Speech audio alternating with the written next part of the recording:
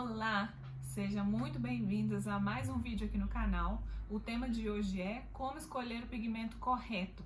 Não se esqueça de se inscrever, compartilhe com seus amigos e deixe um like no vídeo se ele te auxiliou de alguma forma.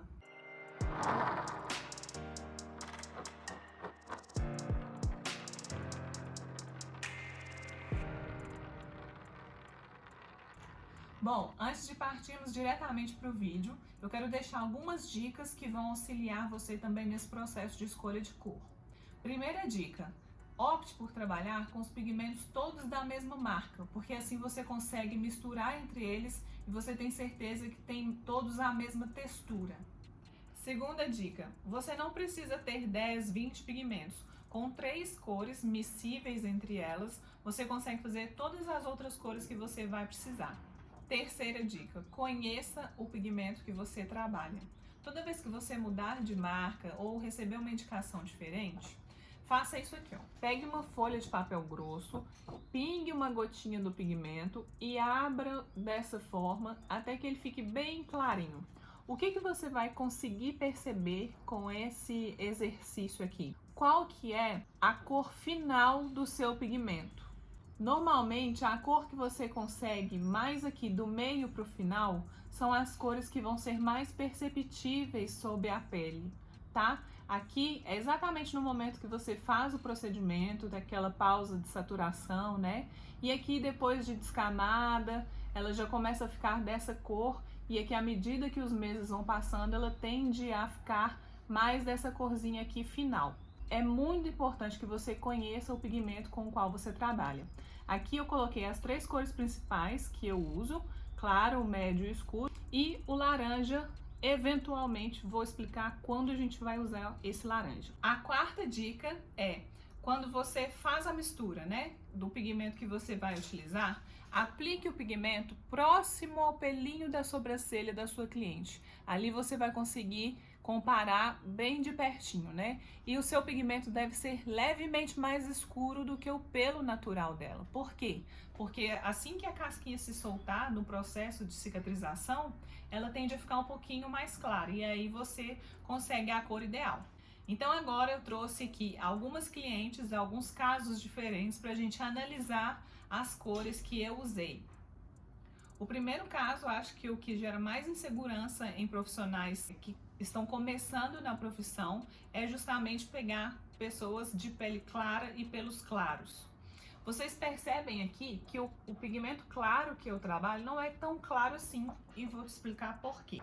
Aqui no Brasil, tirando a região do sul, a gente quase não tem pessoas loiras naturais. É muito raro. A cor de cabelo, de pelo mais claro que a gente vai ter aqui é um louro escuro. E um louro escuro, ele se parece com esse pigmento aqui, logo aqui no finalzinho, ó. Um marrom meio acinzentado. Então, nesse primeiro caso, eu usei louro escuro puro. Esse pigmento clarinho aqui foi o que eu utilizei, puro, não misturei nenhum outro. Nesse segundo caso, já tive que fazer uma misturinha. Percebe que o pelo dela é um pouco mais escuro do que a primeira modelo, mas não chega a ser tão escuro. Então, o que eu utilizei? 2 gotinhas do pigmento médio, do castanho médio, com uma gotinha do pigmento castanho claro. É muito importante que você faça o teste próximo à sobrancelha dela antes de iniciar o procedimento para que você faça as adequações necessárias antes de iniciar.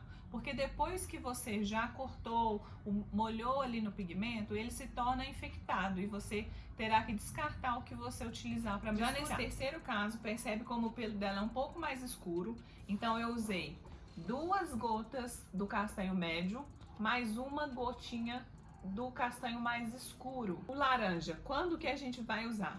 A gente já aprendeu aqui que as cores escuras, elas têm mais concentração de azul ou cinza, né? Então a pele negra, ela tem mais pigmentos escuros.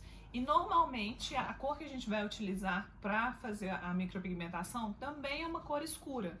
Por exemplo, a gente usa essa cor que é muito fria, numa pele já muito fria, a tendência do procedimento sair e ficar aquele acinzentadinho é muito grande. Então a gente usa uma gotinha do laranja é o suficiente, só para neutralizar um pouco esse escuro, ok? E outro caso também são as clientes ruivas, como essa aqui. A foto não aparece tanto, né? Até porque ela não é tão ruiva assim, o cabelo sim, mas a sobrancelha, quando você repara na luz, ela tem aquele fundinho meio alaranjado.